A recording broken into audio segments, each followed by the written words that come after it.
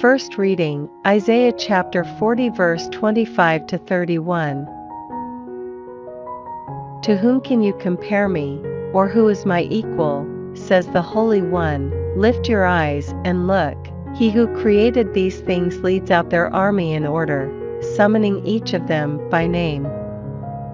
So mighty is his power, so great his strength, that not one fails to answer.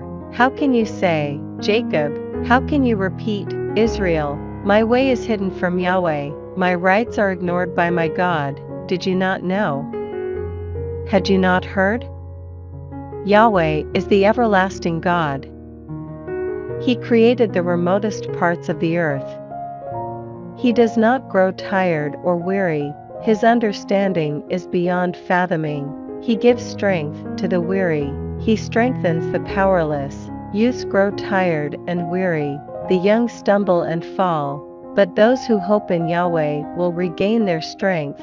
They will sprout wings like eagles, though they run they will not grow weary, though they walk they will never tire. Responsorial Psalm, Psalms chapter 103 verse 1 to 2, 3 to 4, 8, 10. Of David. Bless Yahweh, my soul, from the depths of my being, his holy name. Bless Yahweh, my soul. Never forget all his acts of kindness. He forgives all your offenses, cures all your diseases. He redeems your life from the abyss, crowns you with faithful love and tenderness. Yahweh is tenderness and pity, slow to anger and rich in faithful love. He does not treat us as our sins deserve, nor repay us as befits our offenses. Gospel, Matthew chapter 11 verse 28 to 30.